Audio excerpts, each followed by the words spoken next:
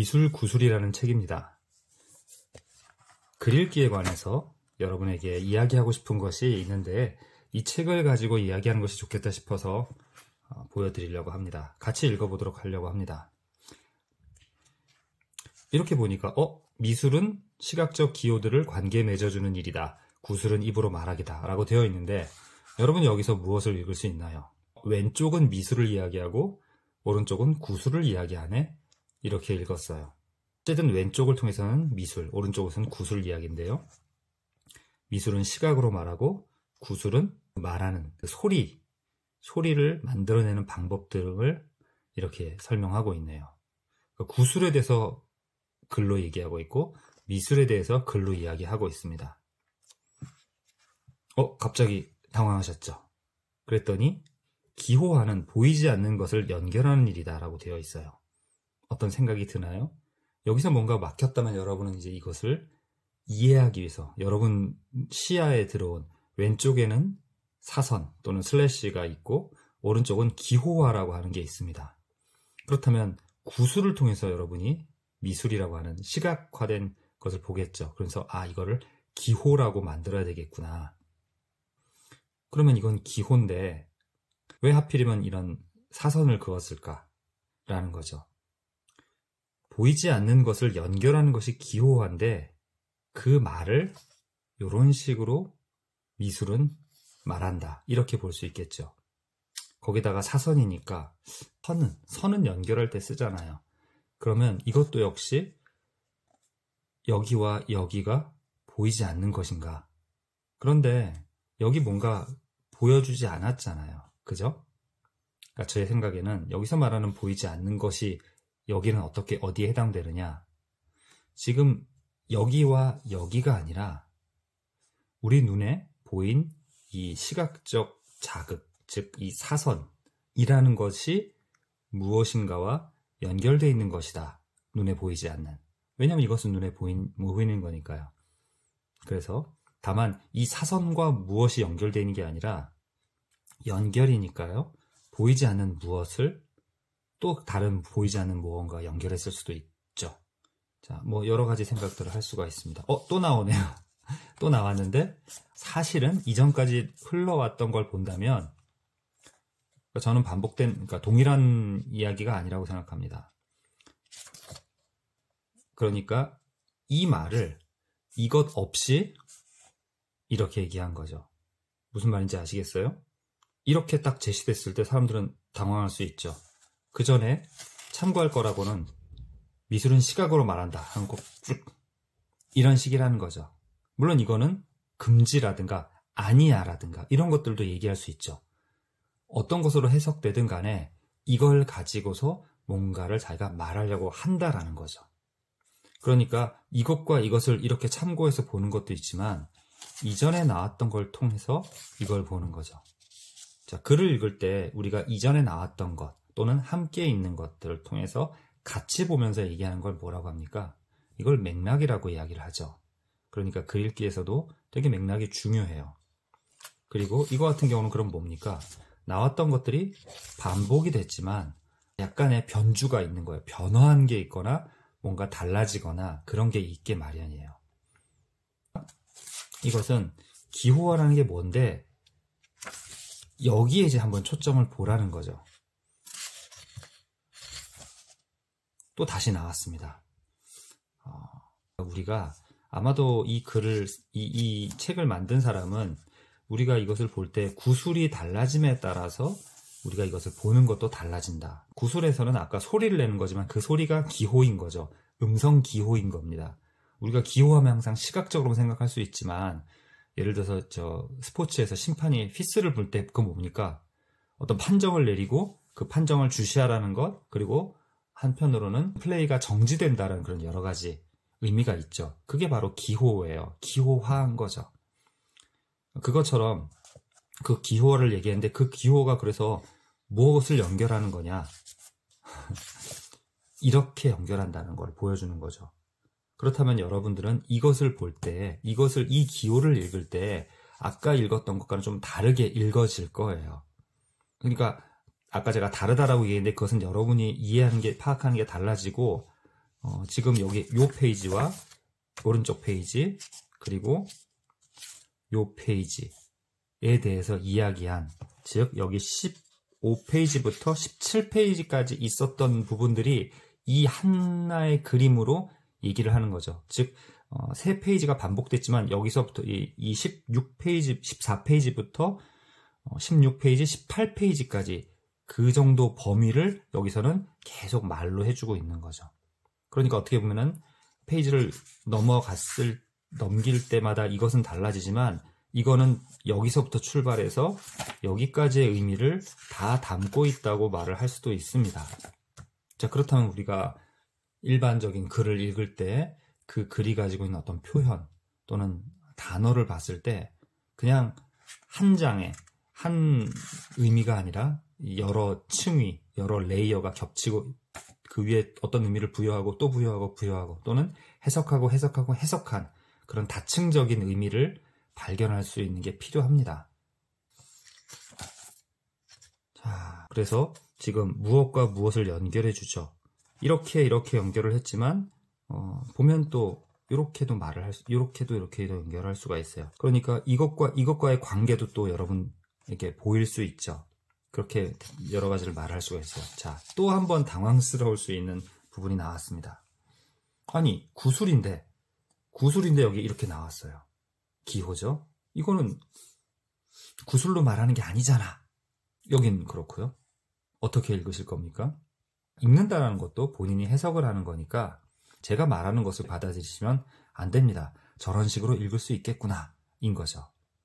자, 여러분 눈에 뭐가 보입니까? 우리가 글을 읽을 때 그러니까 정말 눈이 우리 시신경을 통해서 뇌한테 전달해주는 그런 정보들이 있죠. 우리는 그것들을 인식할 필요가 있어요. 근데 그것을 나는 지금 뭘 보고 있네.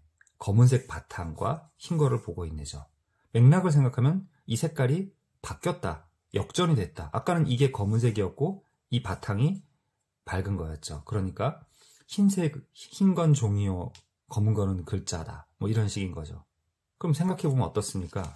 아까는 우리는 이 종이색을 별로 주목하지 않거나 여기에 뭔가 있다라고 생각하지 않았어요. 이것이 기호인 거죠. 여기서도 검은색들이 글자와 기호였던 거죠. 근데 그 색깔이 바뀌었어요. 저는 그래서 여기서 보여주려고 하는 것은 이것이 아니라 이것이구나. 제가 아까 맥락이란 얘기했죠. 그러니까 미술에서 어떤 것을 보여주는 기호의 주변에는 맥락이라는 것이 있다. 마찬가지로 여기서도 구술의 주변에는 이라는 것을 축약적으로 나타냈다고 저는 생각을 합니다. 사실 딱히 그 말들을 되게 장황하게 설명하는 것보다 이게 좋긴 하죠. 살짝 반칙이긴 하네요. 구술 얘기하다 갑자기 기호로 얘기를 하다니. 그러니까 동일하게 양쪽 다, 왜냐면 똑같은 걸로 했으니까 그 어떤 동일성을 강조할 수 있을 거라고 생각해요. 미술의 것, 구술의 것. 그래서 넘겼더니 오랍쇼 2개가 같습니다. 자, 맥락을 중요하다고 생각을 했죠. 그랬더니 그 맥락은 그냥 기호와 맥락 또는 어떤 미술 작품과 맥락뿐만 아니라 작품 안에는 스포가 되어버렸네. 네, 2개, 즉 하나의 어떤 표현과 또 다른 표현이 있는데 이것이 서로에게 맥락이 되어줄 수도 있는 거죠. 그러니까 같이 생각해야 되는 거죠. 자, 당연히 글에서도 어떤 문장이 있다면 그 문장과 문장은 서로 배경이 되어주기도 합니다. 무엇과 무엇이 있다면 그것의 관계, 무엇 때문에 이것이 어떤 의미를 갖게 되기도 하고 그렇죠. 자, 그래서 다른 무엇과 관계를 맺었고 달리 보이기 시작한다라고 해요. 색깔도요. 빨간색이 하나 있을 때와 옆에 흰색이 있을 때 그 빨간색은 색깔이 좀 다릅니다. 우리 눈이 그렇게 보아요. 그것처럼 문장도 그냥 한 문장이 있을 때와 옆에 다른 문장이 있을 때 그 원래의 문장의 의미는 다르게 보일 수 있습니다. 그렇게 읽어야 되는 거고요. 자, 그러니까 하나는 사선이거나 선분 이렇게 생각을 했다면 2명의 사람, 생김새가 비슷한 2명의 사람이나 풀잎 같기도 그렇게 보이기도 한다라는 거죠. 어디가 풀잎 같다는 건지, 아니면 테이블에 무성의하게 던져놓은 젓가락, 왜냐면 젓가락은 붙어 있어야 되잖아요. 그런 식으로 볼 수 있는 거죠. 이렇게 보니까 또 다른 것들이 더 첨가되면서 이것만 봤을 때가 아니라 시야를 더 넓게 보니 주변에 이런 것들이 보이기 시작하는 거죠. 그러니까 맥락을 연결짓는 그 범위를 더 늘려보면 사람들이 뭐 숲을 본다 이렇게 얘기하기도 하죠. 그러면 그 의미가 달라진다는 거죠. 이걸 어떻게든 눈이나 표정을, 얼굴을 그린 걸로 보려고 애써 노력을 합니다. 자, 그랬더니 얼굴을 만들 수 있다는 것을 모두가 안다. 근데 솔직히 이게 얼굴입니까? 이게 눈 같아 보여요? 이런 눈이 있을 수가 있어요? 그럼에도 불구하고 사람들은 그렇게 보려는 경향이 있어요. 자, 이건 어떻게 보면 약간 편협한 사고, 편향된 사고를 얘기할 수 있죠. 우리에게 습관화되거나 우리가 뭔가를 그런 식으로 보려고 이렇게 세팅되어 있는 것처럼 강력한 선입견을 말할 수도 있습니다. 그렇다면 우리는 그 선입견을 활용해서 상식적으로 읽을 수도 있고요. 또는 조금 비판적으로 읽기 위해서 그런 것들을 경계할 수도 있죠. 자, 해석할 수 있는 능력이 우리에게 있다. 이것은 비단 꼭 맥락뿐만은 아닙니다. 맥락이라고 하는 것은 우리가 그 주변에 있었던 내용들을 참고하되, 주변의 내용이라는 게 텍스트 안에 있는 것이기도 하지만 우리가 지금 읽고 있고는 내가 지금 초점을 맞추고 있는 그 표현을 통해서 생각한 것뿐만 아니라 그 이전에 나와 있던 표현에 대해서 우리가 생각한 것이라든가, 또는 아까는 내가 별로 주의를 기울이지 않았지만 아까 앞에 나왔던 문장을 통해서 내 마음속에 어렴풋이 조금 스포트라이트까지는 아니고 슬그머니 밝혀졌던 그 내용들이 다음 내용을 통해서 확 당겨지는 그러한 경험을 하기도 해요. 그런 식으로 읽어가게 됩니다. 자, 한편에는 그림의 구조라고 되어 있죠. 그러니까 단순하게 하나만 볼 때는 어떤 구조라고 말할 게 좀 없어요. 근데 보다는 조금 더 복잡해지고 나오니까 이제 구조라는 거죠. 또는 우리가 이것을 얼굴로 보게 되는 그 과정들, 즉 이것들이 한눈에 들어오는 것 같지만 사실은 한눈에 들어오지는 않아요. 아주 멀찍이서 본다면 좀 한눈에 보일 수 있지만 좀 더 가까이서 본다면 우리 눈이 부지런히 왔다 갔다 하고 내가 여기를 보는 순간 이 부분에 대한 기억이 내 마음속에 남아있어서 내 마음 속에서 한 관념이 되는 거지, 실제로 눈이 한꺼번에 이것을 한눈에 보지는 못해요. 그러나 우리는 우리 마음속의 관념을 하나로 가지려고 하는 그러한 적극적인 사고가 필요합니다. 우리가 저자의, 여기서도 관찰자의 의도잖아요. 독자의 의도가 중요한 거죠. 저자의 의도 자꾸 이렇게 얘기를 하는데 이것은 굉장히 수동적인 읽기를 생각하고 있는 거예요. 그래서 저는 그 표현이 되게 마음에 안 드는데, 저자는 독자의 의도가 어떤 쪽으로 향할 수 있도록 유도하거나 촉발시키는 역할을 해요. 그렇기 때문에 너무 딱 관역의 한 점, 무조건 10점짜리를 쏴라가 아니라 너가 이쪽으로 화살을 날려봐, 이런 제안을 하는 거죠. 자, 그래서 이렇게 미술과 구술은 뗄래야 뗄 수가 없다라고 했는데, 말하자면 텍스트의 어떤 성질들과 독자의 해석은 뗄래야 뗄 수가 없는 거예요. 근데 뗄래야 뗄 수가 없는데 이렇게 밀접한 관계를 맺지 못하는 분들이 있으시죠. 그런 분들이 그 글을 읽는 게 서툰 겁니다. 떼면 말이 안 된다. 말을 안 하고 있죠. 예, 그냥 얘만 있으면 말이 안 되는 거죠. 예, 얘 없이 얘만 말해도 말이 안 되는 거죠. 자, 말만 하고 있어요. 뭔가 이것이 어떻게 그것이 되는지에 대한 얘기를 했을 때 이게 뭐야? 이게 지금 뭐에 대해서 말하고 있는 거야? 확인할 길이 없는 거죠. 그걸 우리한테 지금 보여주고 있습니다. 이거 했더니, 자, 앞에 뭐 얘기가 있었지만 여러분이 갑자기 이 책을 딱 펼치니까 첫 장에 이렇게 나왔으면 이게 뭐야? 이렇게 생각을 하겠죠. 자, 말이 되지 않는다, 이 얘기를 해주는 거죠. 어떻게 말하고 싶을까? 자, 뭔가 글을 채워넣는 공간이라고 생각돼요. 자, 그랬더니 여기에 어떻게 해서 그림을 그릴 텐데, 요걸 그림으로 표현하기는 좀 어려웠나 봅니다. 어렵겠죠? 쉽지 않을 거예요. 이렇게 써 있는 거죠. 자, 이런 식으로 읽어가는 겁니다. 자, 좀 넘어갔더니 어랍쇼? 뭔가 작품이겠죠? 이런 거래요. 그러니까 여러분들 이렇게 봤을 때 내 주방 의자에서 내 가방을 훔쳐간 거예요. 누워있고 옆에 사람과 소파가 있죠.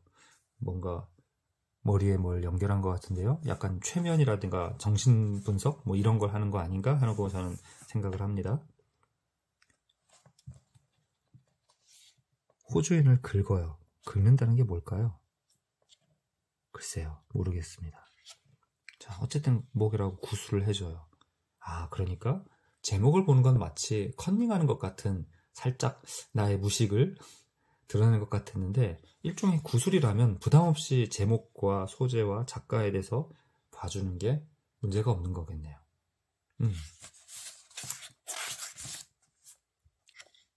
네, 보세요. 그냥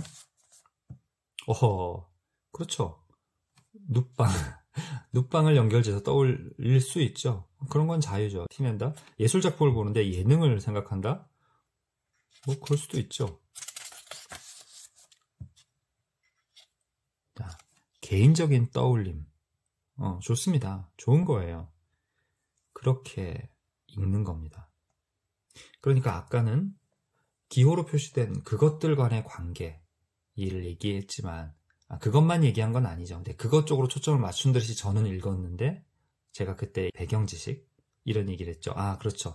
어렴풋이 있던 것들을 확 당겨온다라고 해서 배경지식에 대해서 제가 언급을 했었는데 이런 배경지식을 글을 통해서 또는 기호, 미술의 시각적인 어떤 것들을 통해서 우리 마음속에서 장기 기억에 있던 놈을 끌어내는 겁니다.